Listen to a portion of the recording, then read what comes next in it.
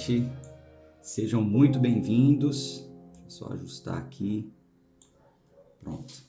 Sejam muito bem-vindos a mais um dia, mais um encontro nosso com a Palavra de Deus. Hoje é o nosso dia de número 205 do nosso plano de 365 dias. Vamos seguir firmes, fortes no nosso plano. Vamos fazer uma oração. Senhor, muito obrigado. Te louvo, Pai, te agradeço por tudo, Senhor, tudo. Ah, como o Senhor é maravilhoso. Não digo maravilhoso e agradeço apenas porque tudo está indo bem. Não, o Senhor sabe disso. Sempre louvei e agradeci ao Senhor, mesmo nos momentos de privações. Então, assim como o apóstolo Paulo disse certa vez, sei o que é estar exaltado, como também sei o que é estar humilhado, e tudo posso naquele que me fortalece, posso dizer o mesmo. Sei o que é estar exaltado, sei o que é ter uma condição um pouco melhor, mas também sei o que é estar humilhado e também tudo posso. Humilhado, exaltado, o Senhor me fortalece. Quero render graças ao teu santo nome. O Senhor é muito bom e as suas misericórdias duram para sempre. Obrigado por esse clube de leitura, por essa família linda que o Senhor nos deu. Pai, peço que o Senhor resgate aqueles que estão desanimados, que estão ficando para trás. Que o Senhor vá ao encontro. Foi o Senhor que os trouxe desde o princípio. Estou certo que é o Senhor quem os resgatará. E a gente segue. A família segue rumo ao nosso propósito de concluirmos a leitura da Bíblia, toda a Bíblia, lendo e interpretando os textos. Fale conosco mais uma vez, oramos em nome de Jesus. Amém. Graças a Deus. Vamos seguir. Estou me acostumando ainda com um cenário novo, com os barulhos que ouço ao redor, espero que não atrapalhe vocês. Já ouvi galo cantando, cachorro latindo, passarinho assoviando, mas faz parte, é a natureza, né? É que eu tenho que me concentrar. E barulhos ao redor me tiram um pouquinho a atenção, mas prometo para vocês que vou fazer de tudo para focar e concentrar aqui na leitura. Espero que não atrapalhe vocês. Tá tudo bem, gente? O áudio está bom para vocês? Não sei se precisa aumentar um pouco mais. Tá muito alto, muito baixo, tá normal, como todos os dias. Eu procurei fazer aqui, deixar o mesmo ajuste. Tá tudo bem? O vídeo está bom? O áudio está bom? Me dá só um retorno aí, por gentileza, tá? Deixa eu ver aqui os comentários.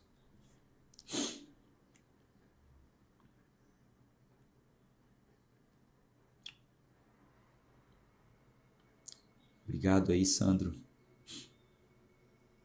Foi preparado com muito carinho para vocês esse cenário. Obrigado, viu? Obrigado, Raquel. Dona Maria Curte.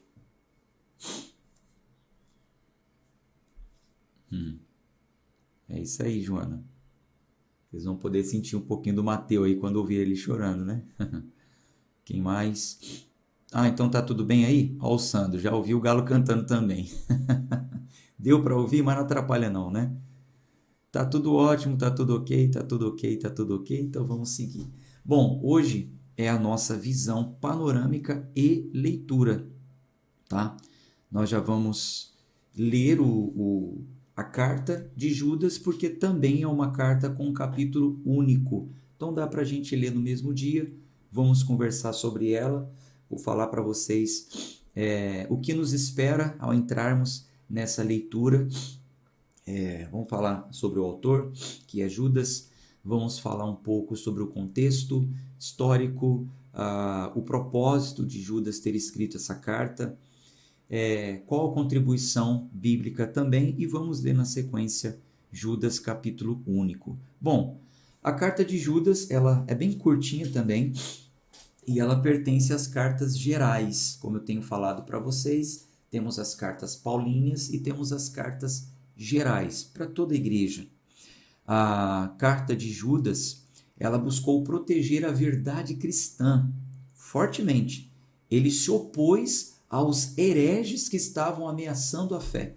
É uma carta que dá mais força ainda para quem pratica ou exercita a apologia, que é a defesa da fé. E a carta de Judas, ela ajuda muito, assim como a segunda carta de Pedro falou fortemente contra os falsos cristãos. Judas também vai falar, inclusive, sobre os hereges. E esses hereges, eles estavam ameaçando a fé cristã. A mensagem dessa carta, ela é relevante para todas as épocas, inclusive a nossa, pois os cristãos, grave isso, de todas as épocas precisam defender o evangelho com rigor. Se no passado, no Velho Concerto, se levantaram falsos profetas e os verdadeiros profetas precisavam confrontá-los, combatê-los, e a igreja também precisava, o povo de Deus, né, precisava se defender, Jesus também se opôs contra o falso ensino e ensinou os seus discípulos a se defenderem. Os seus discípulos, a igreja, os cristãos do primeiro século precisaram se opor aos falsos mestres, aos falsos apóstolos, aos hereges que estavam surgindo. Por que somente nós, cristãos do século 21, não precisaríamos? Você vê aqui ao fundo alguns quadros. Qualquer dia eu falo com vocês sobre esses personagens aqui, tá? Não pense, quem conhece, não pense, esse quadro é do Calvino, o pastor é calvinista. Mas eu coloquei também aqui o Armínio, para ninguém entrar em discussão, para dizer, o pastor ele é arminiano, ele é arminianista, arminianista. Não, a leitura não segue nem a linha calvinista, nem arminianista. Nós estamos fazendo uma leitura pura e simplesmente bíblica, tá? Sem interferência teológica de teses de homens, tá? Não, a reforma ela é muito antes do que esses dois, tá?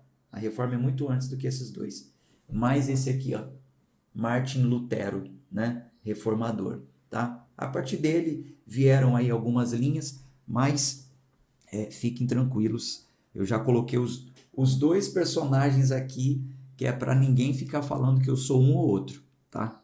Qualquer dia eu me posiciono em redes sociais, não na leitura da Bíblia, falando qual é a linha que eu me inclino mais, qual é o ponto que eu realmente apoio 100% e qual é o ponto que eu também não concordo muito, né? Eu fico com a Bíblia, eu fico com a interpretação no contexto do geral da Bíblia, tá?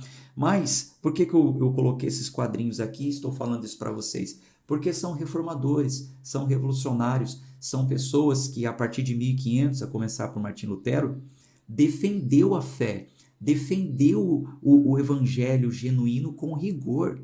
Então, obviamente, a carta de Judas, ela vai nos ajudar nisso também. Assim como a segunda carta de Pedro, Tiago, João, todos falaram sobre isso, mas a carta de Judas ela dá um enfoque muito maior, tá? Para combater os falsos mestres que estavam se infiltrando na igreja naquele tempo. Quando a gente fala de Judas aqui, não é o Judas Iscariotes, tá bom? Quando eu comecei na igreja eu pensava que, quando falava sobre o livro de Judas, eu pensava, nossa, mas o Judas traidor também tem um livro na Bíblia? Não, esse Judas aqui não é o Judas Iscariotes. Esse Judas aqui, ele se chamou de servo de Jesus Cristo. No versículo 1, tá aí. Aqui no versículo 1, Judas, versículo 1. Judas, o servo de Jesus Cristo e irmão de Tiago. Aqueles, então ele está destinando, né? Ele escreveu a carta, Judas, servo de Jesus Cristo e irmão de Tiago.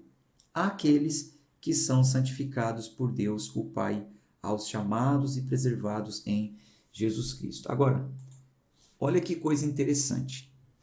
Veja, Judas se chamou de servo de Jesus Cristo e irmão de Tiago. Esse Tiago aqui, eu já falei para vocês que quando fala Tiago, tem muitos, né? E às vezes confunde. Então a gente tem que pegar o contexto, a datação, para poder saber que Tiago é. Então, esse Tiago aqui não era aquele Tiago, filho de Zebedeu. Por quê? Porque na época em que Judas escreveu essa carta, na datação, esse Tiago, filho de Zebedeu, ele já tinha morrido. O Tiago, irmão de João, filho de Zebedeu, um dos apóstolos né, que andava com Cristo e tal. Enfim, esse aí, ele já nessas alturas tinha sofrido o martírio, que diz lá em Atos, capítulo 12, que ele foi morto à espada, né? Já tinha sofrido o martírio, então não pode ser esse Tiago que Judas está se referindo. Então, com certeza, este Tiago que Judas está se referindo é o famoso líder da igreja de Jerusalém. Lá em Atos capítulo 15, Gálatas 9, fala, né, que ele era o líder da igreja em Jerusalém. E isso é muito importante. Por quê? Porque Tiago, esse Tiago que nós estamos referindo aqui, ele era o Tiago, irmão de Jesus. Lembra que eu já falei para vocês sobre esse Tiago, irmão de Jesus, que a princípio não se tornou um discípulo de Cristo? Só depois da morte de Cristo e com a aparição do Cristo ressurreto que ele se converteu ao cristianismo, ao ensino de Cristo, e depois tornou-se um líder da igreja? Então, esse Tiago, a quem Judas se refere, é o Tiago, irmão de Jesus. Então, se Judas ele era irmão de Tiago, entendemos também que esse Judas aqui era o Judas irmão de Jesus, tá? Contudo, a gente vê que esse Judas, ao invés de se chamar de irmão de Jesus de imediato, humildemente ele fala: Judas, servo de Jesus Cristo e irmão de Tiago. Ficou confuso? Vou repetir resumidamente para você entender. Então, Judas ele escreve uma carta e ele fala de Judas, servo de Jesus Cristo, irmão de Tiago. Ele poderia falar assim, ó, de Judas, irmão de Jesus Cristo. Não, mas ele fala Judas, irmão de Tiago. Esse Tiago era o Tiago, irmão de Jesus, pela datação e pelo contexto histórico. Então, humildemente, ele não se apresenta de cara credenciais, né? Não, eu sou irmão de Jesus. Não, sou servo de Jesus Cristo, irmão de Tiago. É um escravo, né? Servo, né? Que tem o sentido de escravo de Jesus Cristo. A igreja, aos que foram santificados por ele. É interessante a gente entender isso aqui. Bom, um contexto histórico, Judas ele escreveu aos santificados por Deus, o Pai, chamados e preservados em Cristo, como está escrito aqui no versículo 1. E essa descrição ela é ampla o suficiente para ser aplicada a todos os cristãos. Quando ele fala de Judas aos santificados por Deus e Pai, chamados e preservados em Jesus Cristo, então é para mim, é para você, é aos santificados. É muito ampla esse destinatário, né? Então atinge de fato toda a igreja. Então, nessa carta ele tratou de uma situação que estava afetando a igreja. Ele fala lá no versículo 3, versículo 17, versículo 20, a gente vai ler juntos, aos amados que estão sendo afetados, e ele vai falar pelo quê? O que estava afetando a igreja, tá? Qual o propósito que ele escreveu esse livro? Com que finalidade ele escreve essa carta para a igreja, especificamente na época e também no geral?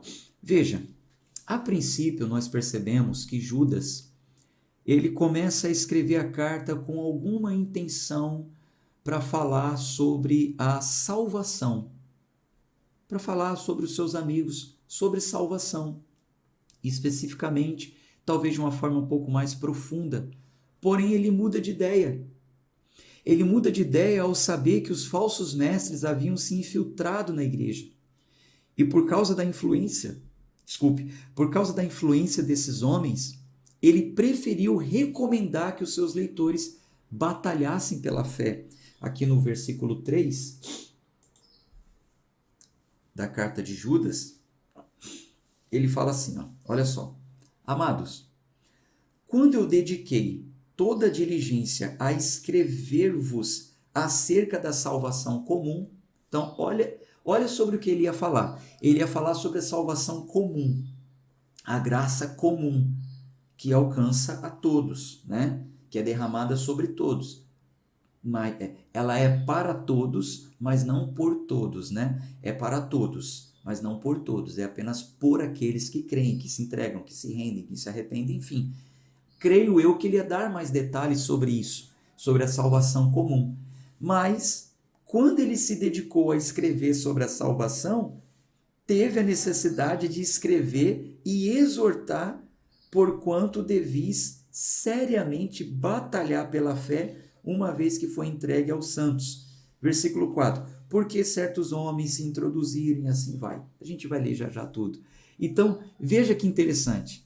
Judas ele ia falar sobre salvação, mas ele teve necessidade de exortá-los a batalharem pela fé. Defendam a fé. Os falsos mestres se levantaram. E aí ele vai seguir falando, olha, nós partilhamos da mesma salvação, mas vocês têm que batalhar pela fé. Vocês precisam lutar pela fé, porque tem intrusos aí, estão perturbando a igreja, estão atrapalhando a igreja, estão atrapalhando os ambientes de culto, o evangelho está sendo difamado por causa deles. Então, ele mostra aqui no versículo 4, nós vamos ler juntos, qual é a sentença. Judas proferiu uma sentença para esse povo. É pesada a sentença, a gente vai ler isso aqui junto. Ele delineou uma sentença contra os pecados que eles praticavam, delineou mesmo. Ele compara esses homens a personagens do Velho Testamento que também apostataram da fé e foram punidos. Então ele vai compará-los e dizer, a punição deles é essa também.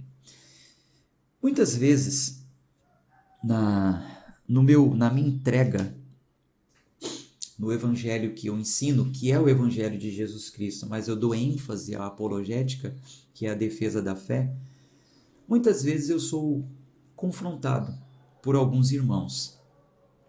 Eu acredito que esses irmãos têm uma intenção genuína, porém eles são desavisados, eles são meninos na fé. O que acontece? Qual é o confronto? Muitas vezes eu coloco um post refutando o falso ensino, mostrando onde está o erro, qual é a interpretação que está errada.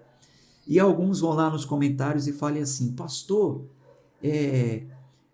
fala só de salvação, fala de Jesus, prega Jesus, para de falar dessas coisas, deixa quem está errado para lá. Se tal pastor está errando, problema dele. Se tal ensino é herético, as pessoas que têm que saber, sabe?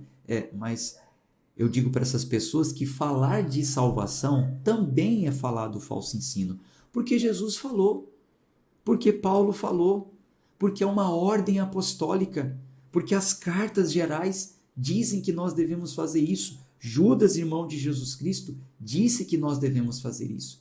Judas também estava preparando uma carta, nos dias de hoje, um sermão para falar de salvação, e no meio da carta ele viu que agora eu preciso falar contra os falsos mestres, contra os falsos profetas, porque isso prejudica também a salvação de muitos.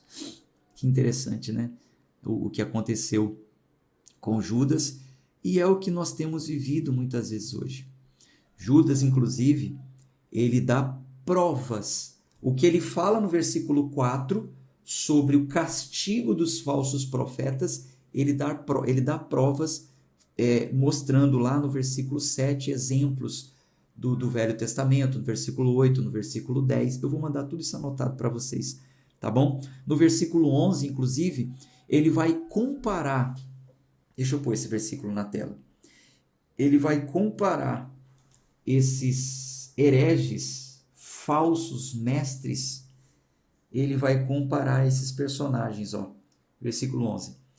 Ai deles, porque entraram pelo caminho de Caim, correram gananciosamente em direção ao erro de Balaão por recompensa e pereceram na rebelião de Coré. Já já eu falo sobre esses três personagens, mas glória a Deus que nós, antes de lermos essa carta, já passamos pelo Velho Testamento. Vocês conhecem a história de Coré, vocês conhecem a história de Balaão e vocês conhecem a história de Caim. Então, vocês não estão alheios quanto a esse ensino, como a igreja também que recebeu a carta de Judas não estava. então a gente entende muito bem, mas eu vou comentar um pouco mais quando a gente estiver lendo. Então veja que Judas, ele colocou esses falsos profetas na mesma categoria desses personagens infames do Velho Testamento. Aí Judas fecha a sessão da carta falando da profecia de Enoque. Nós vamos ler juntos, e é inclusive uma coisa polêmica, porque Enoque não é um livro que está no cânon, não foi um livro canonizado, é um livro apócrifo. Vou falar um pouquinho mais. Não, já vou falar agora. Não parem nisso, não parem no erro de muitos, porque muitos ficam pilhados com essas coisas, sabe? O livro de Enoque, aí querem ficar lendo também as coisas do livro de Enoque. Gente, o que está na Bíblia é suficiente para nós. Isso é uma questão decidida há muitos anos atrás. Não vamos querer agora entrar nesse debate de novo. Houve um certo concílio dos bispos da igreja, e quando eu falo isso, eu estou falando lá atrás, há muitos anos atrás, tá? Houve um concílio onde foi feito todo um estudo com biblicistas, muitas orações, muita intervenção do Espírito Santo para decidir quais livros seriam canonizados, quais livros realmente seriam adotados pela igreja como 100% bíblico, 100% divinamente inspirado pelo Espírito Santo ou soprado por Deus. Então, o livro de Enoque tem algumas coisas que em paralelo é bíblico, sim, mas foram achadas outras coisas que não têm contextualização na hermenêutica bíblica. Então, ele não foi considerado um livro canônico, e por isso ele é chamado de um livro apócrifo, tá? Mas não pare nisso, não precisa você entrar nesses debates, existem muitos debates sobre isso. Inclusive a carta de Judas, ela foi uma das últimas a serem consideradas também para entrar no Novo Testamento, só porque cita o livro de Enoque. Mas a gente vai ler já já essa profecia juntos, tá bom? Não quer dizer que Enoque também não foi um homem de Deus, ele é citado também em outro livro, né? Também foi um homem de Deus, mas todos os escritos do livro de Enoque não fecham o cânon. Gente, debate concluído. Eu não vou seguir nesse debate aqui com vocês. Se vocês quiserem, façam aí estudos fora a parte. Eu não vejo necessidade, até porque o nosso plano é ler a Bíblia. E na Bíblia não tem o livro de Enoque, tá bom? Bom, Judas, ele relacionou também a vida desses oponentes com pessoas que sofreram o juízo, já sofreram o juízo, e a gente vai ler isso junto na carta. É uma carta excelente, contribui para toda a Bíblia e para a nossa vida. Algumas pessoas ignoram a carta de Judas, e isso é comum. Eu não sei você, e eu sou um que no passado eu ignorava o livro de Judas. Primeiro que desde de início eu achava que era o Judas traidor, Judas Iscariotes. Depois que eu fui saber que não era, mas também nem me importei. Era um livro muito pequenininho, eu passava direto. Eu não lia o livro de Judas. E você, honestamente? Tá, tudo bem. Então veja aí que a maioria das pessoas não liam, não leram, não se importaram, leram, mas não entenderam. Isso aí é um pouco comum, né? É por isso que nós estamos lendo juntos, para interpretarmos juntos. Mas, enfim, deixa eu tirar aqui. Pronto. O que acontece? Muitas pessoas ignoram a carta de Judas. Por quê? É uma carta pequena e ela tem um objetivo mais apologético. Normalmente as pessoas querem um Salmo 23 para ler. Normalmente as pessoas querem um Salmo 91 para ler. As pessoas querem tudo posso naquele que me fortalece para ler. Aí quando vai em Judas e vê esses assuntos um pouco complicados, Judas falando dos falsos mestres, de castigo, de punição, ignoram. Mas ela contribui muito para a nossa fé, muito. A mensagem de Judas, ela é estranha para muitos. Muitos acham meio esquisito o que Judas enfatizou. Por quê? Preste atenção aqui agora. Porque Judas foi um dos poucos que falaram que Jesus, Deus, irá julgar os intrusos da igreja. Deus irá punir aqueles que tentam corromper a igreja.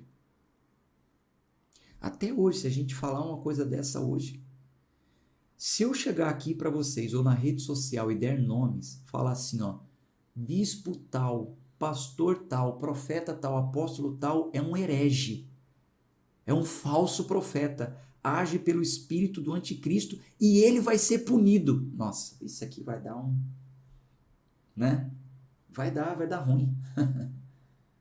Então a mensagem de Judas, ela é estranha por isso, porque ele mete a boca no trombone, ou seja, a tinta no papel e fala, vai ser punido e vai acontecer isso, isso e isso. Então é uma carta desprezada.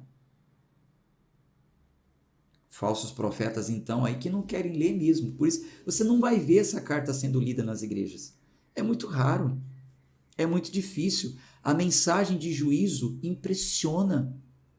Muitas pessoas ficam impressionadas quando a gente fala dessa forma. Muitos consideram, inclusive, a mensagem de Judas intolerante.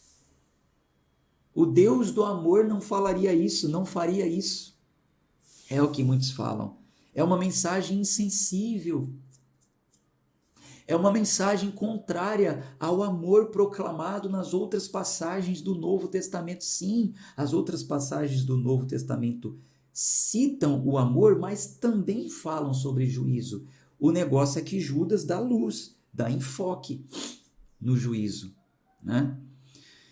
E, apesar de ser uma carta severa contra o falso ensino, ela tem um tom especial e com muita relevância quando fala sobre a graça também. Ela fala.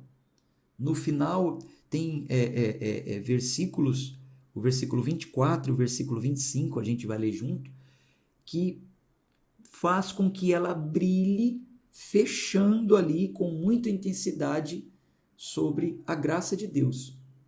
Ela vai falar sobre a graça de Deus, porém, num contexto geral, ela fala realmente forte contra os falsos mestres e aqueles que estavam se afastando da fé cristã, tá? Bom, vamos à leitura da carta, então, deste capítulo único, e a gente comenta aqui um pouco mais.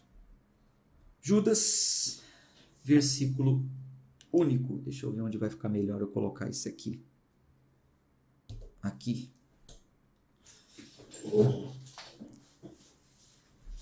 Judas, capítulo único, versículo 1.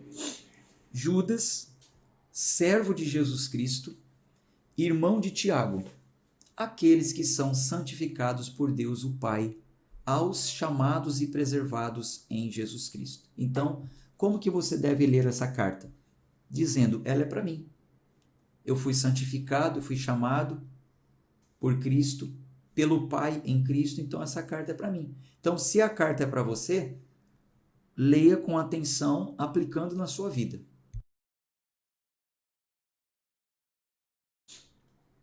Versículo 2. Sejam-vos multiplicados a misericórdia e a paz e o amor. Amém. Amados, quando dediquei toda diligência a escrever-vos acerca da salvação comum, tive a necessidade de escrever-vos e exortar-vos, porquanto devis seriamente batalhar pela fé que uma vez foi entregue aos santos. Então, se essa carta é para mim, se essa carta é para você, o que você deve fazer? Escreva nos comentários, eu não vou falar, quero ver se você está atento. Vamos lá, a carta é para você. Então ele disse, Sejam multiplicados misericórdia, paz e amor na sua vida. Amém. Você vai reagir nos comentários quando você perceber que é para você. Ó, amados, quando dediquei toda diligência a escrever-vos acerca da salvação comum, tive a necessidade de escrever-vos e exortar-vos. O que você deve fazer? Escreva nos comentários, ó. Porquanto devis seriamente batalhar pela fé que uma vez foi entregue aos santos. Então, o que eu tenho que fazer? O que você tem que fazer? Eu vou escrever. Escreva aí o que você tem que fazer. O que eu tenho que fazer? Uma vez que essa fé foi me entregue, eu tenho o quê?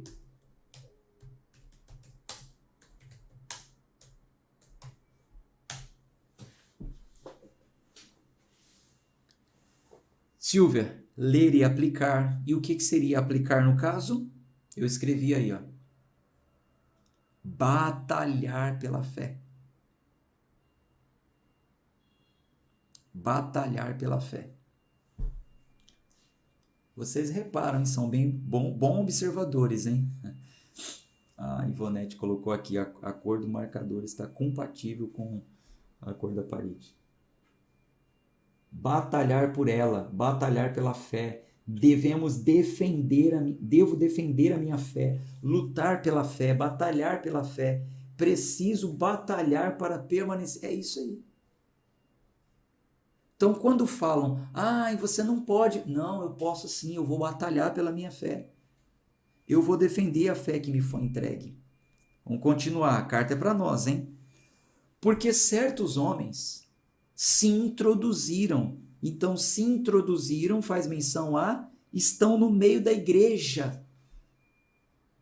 Não são incrédulos, não. Não são pessoas fora do ambiente de culto, não. São pessoas que estão introduzidas no meio da igreja. E da igreja que eu falo, às vezes, não é na sua igreja apenas, mas na igreja, o corpo de Cristo. Então, vamos supor aqui que a igreja de Cristo tem as suas divisões, isso é natural, por placas. Vamos supor que nós temos no Brasil, eu acho que eu vou chutar baixo, hein? Eu acho que eu vou chutar baixo. Vamos supor que no Brasil nós temos mais de 5.000 denominações. Assembleia e as suas extensões, né? Seus ministérios, Ministério Madureira, Ministério isso, Ministério aquilo, Pentecostal e as suas ramificações, Neopentecostal e as suas ramificações, tradicionais, luterana, presbiteriana. Eu não vou nem falar seita aqui, né? Vamos falar igreja? Então, nessas mais de 5.000 igrejas, todas sendo igreja de Cristo, nós temos muitas delas que são dirigidas por falsos mestres que se introduziram como sendo igreja, mas não são. E há ainda quem, dentro dessas igrejas que são genuínas, são boas, tem uma boa doutrina, mas tem ali um ou outro que é herege. Então, quando fala introduziram, é isso que quer dizer. E introduziram com dissimulação, os quais antes estavam ordenados para esta condenação. Homens impiedosos, que convertem a graça do nosso Deus em lascívia. Meu Deus do céu, olha isso, gente. Vou até deixar grifado de rosa. Por quê? Porque isso aqui é para refutar a hipergraça. Que alguns estão convertendo a graça de Deus em lascívia. Onde alguns que dizem, nós estamos no tempo da graça e podem fazer tudo, acha que pode fazer tudo, não tem compromisso com a igreja, não está envolvido em missões, em comunidade, amor ao próximo, piedade, caridade, devoção, obediência à sã doutrina. Não obedeço ninguém, não me submeto a ninguém, não preciso de líder, não preciso de igreja, denominação. Meu Deus é meu dinheiro, meu Deus é o meu vinho, meu Deus são os meus amigos, a minha igreja é minha família. Sim, sua igreja faz parte da família, parte, não só a sua família. Então, converteram a graça de Deus em lascívia e negam o único Senhor Deus e nosso Senhor Jesus Cristo. Mas quero, portanto, lembrar-vos, embora já sabeis disso, como o Senhor salvou o povo da terra do Egito e destruiu depois os que não creram. Eita! Olha Judas falando, quero lembrar você, meu irmão, que Deus salvou o povo do Egito, mas depois destruiu. Ele salvou, mas depois destruiu os que não creram. Os que se desviaram. Por isso que ela não é uma carta muito aceita. E aos anjos que não guardaram o seu estado original, mas deixaram a sua própria habitação, ele reservou cadeias eternas sobre trevas, até ao julgamento do grande dia. Então, os anjos eram anjos, mas se rebelaram, o que está reservado para eles? O inferno. Assim como Sodoma e Gomorra e as cidades circunvizinhas, que da mesma maneira deram-se à fornicação e seguiram após carne estranha, foram postas como exemplo, sofrendo a vingança do fogo eterno. Vai falar por aí. Você que está no erro, você que está vivendo em sodomia. O que é sodomia? Homossexualismo, lesbianismo, incesto. Eu preciso falar, chegou a hora de falar, a carta está falando. O que está reservado para quem pratica isso? O mesmo que aconteceu com Sodoma e Gomorra.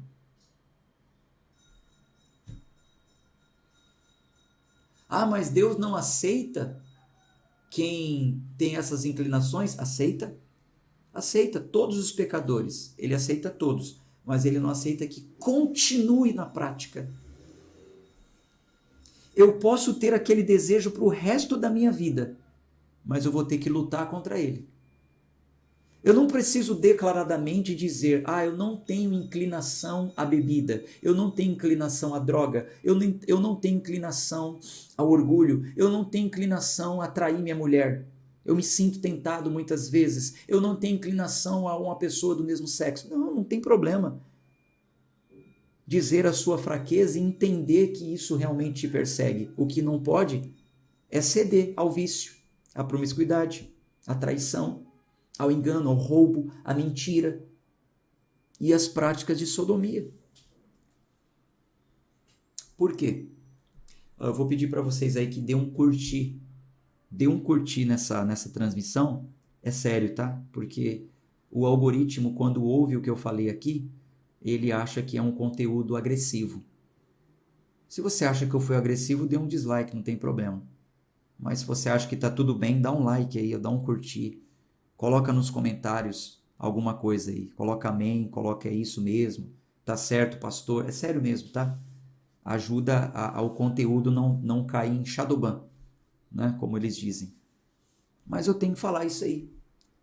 Então, Judas, ele disse, olha, eu quero comparar aí o que está acontecendo à vingança do fogo eterno. Versículo 8.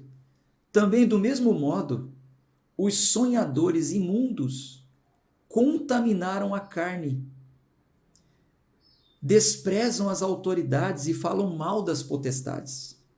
No entanto, Miguel, o arcanjo, quando contendia com o diabo disputando pelo corpo de Moisés, não ousou trazer contra ele um juízo de acusação, mas disse, o Senhor te repreenda.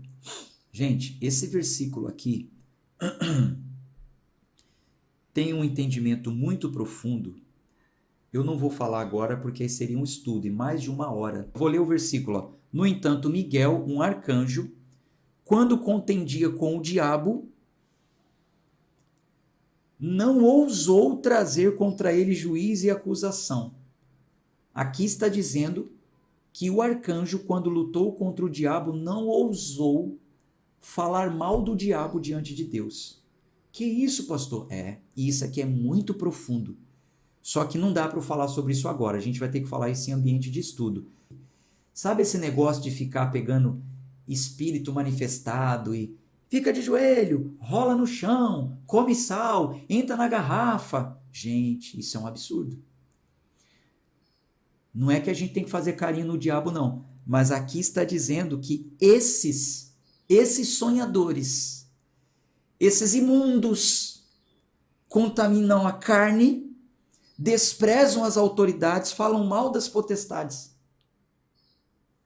Deus não aprova isso. E ele dá o exemplo, porque quando Miguel, o arcanjo, contendia com o diabo pelo corpo de Moisés, ele não ousou trazer contra ele um juízo de acusação, mas ele disse: o Senhor te repreenda, Satanás. O Senhor te repreenda. Isso é polêmico. Isso é polêmico. Mas por reverência, o arcanjo nem ousou falar contra um ex-anjo. E hoje, mas eu vou falar com vocês sobre isso em outro ambiente. Me entendam. Não dá para falar isso abertamente. A gente vai para a plataforma, eu vou programar aqui os dias e eu vou convidar vocês.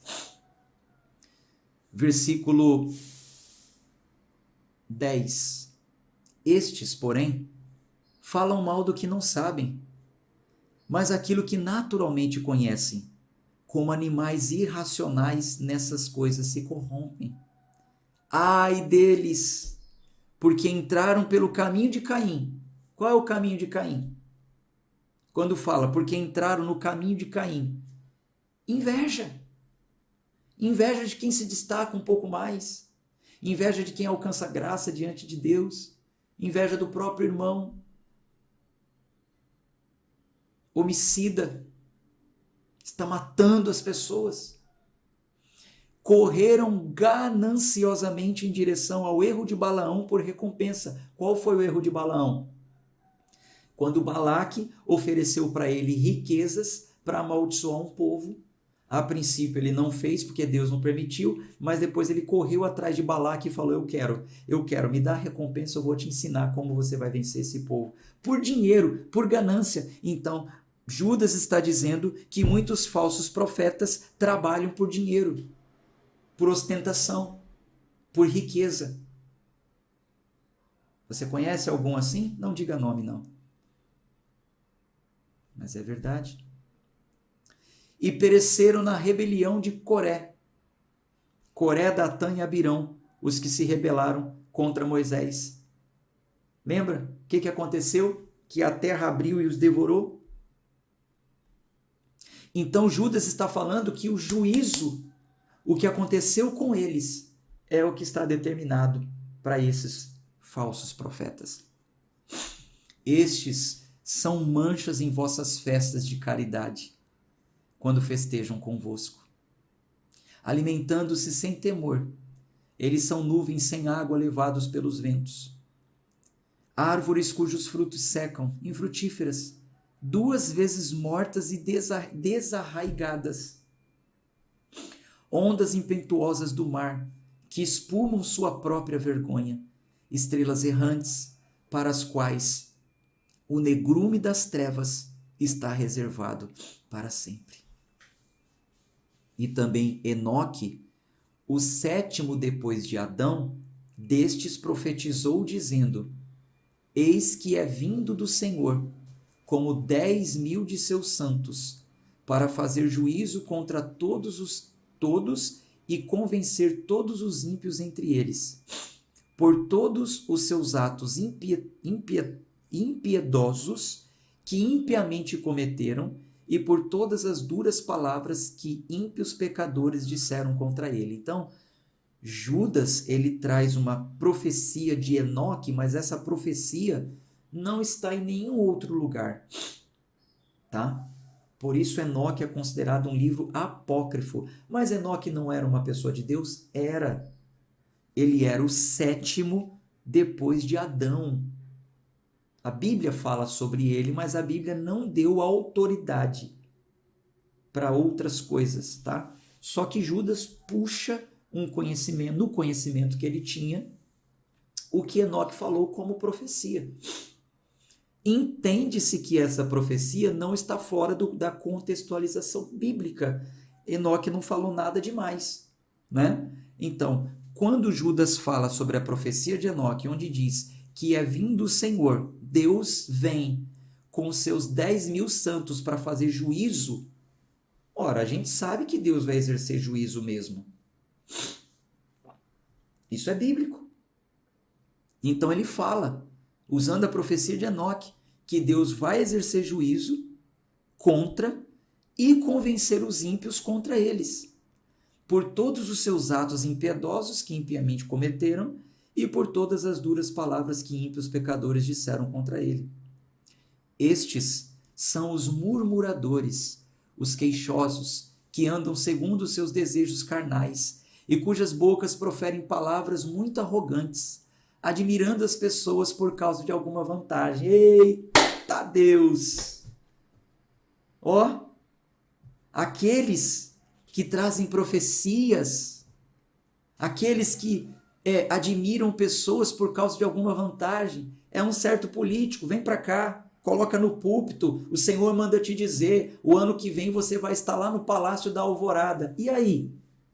Não foi para o Palácio da Alvorada aqueles a quem eles colocaram no púlpito e diziam que ia. Ué, não são profetas? E aí, o que aconteceu com essa profecia? Deus não permitiu para envergonhar o falso profeta.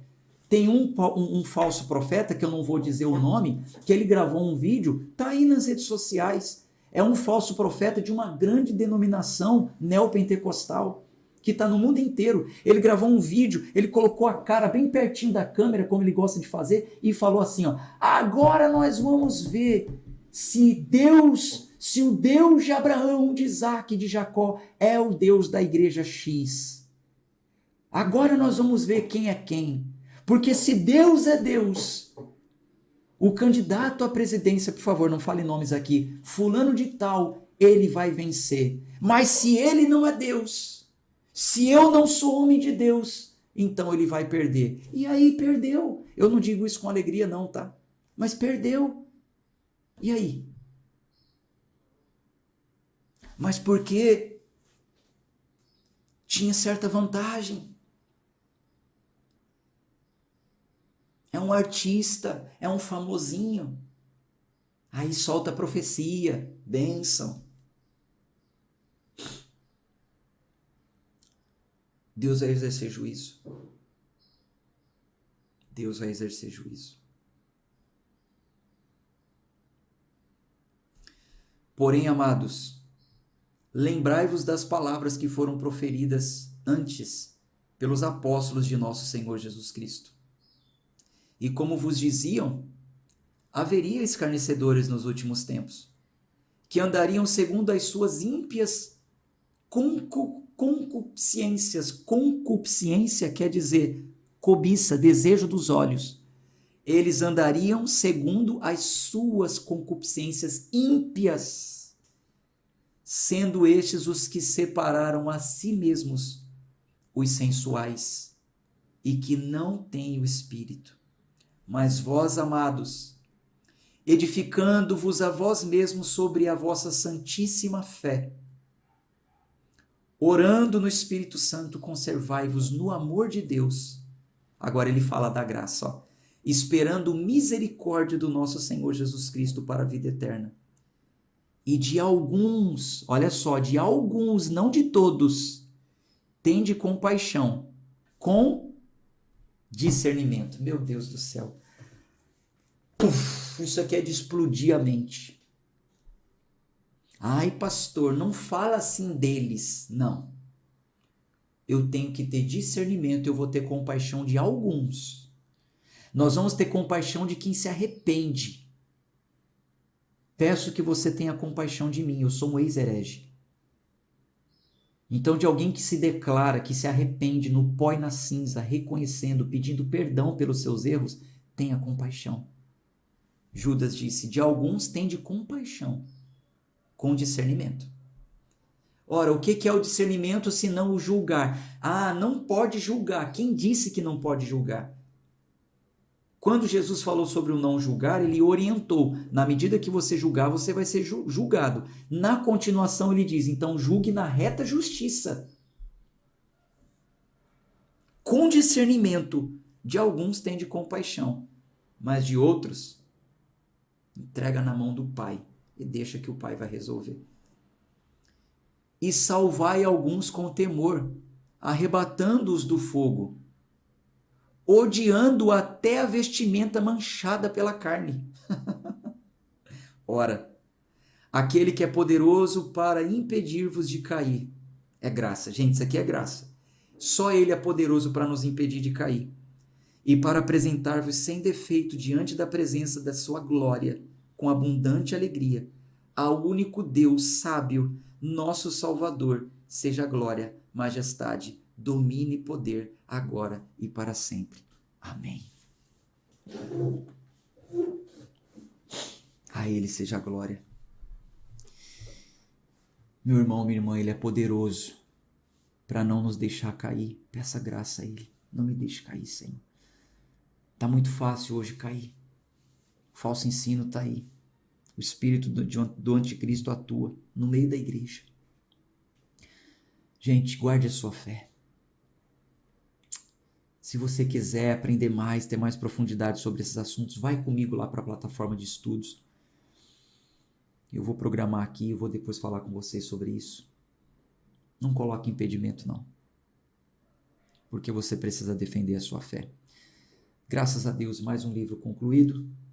Coloque aí nos comentários seus agradecimentos ao bom Pai. E a gente se encontra amanhã, né? Se Deus quiser, no mesmo horário. Tá bom? Um abraço de fé e força.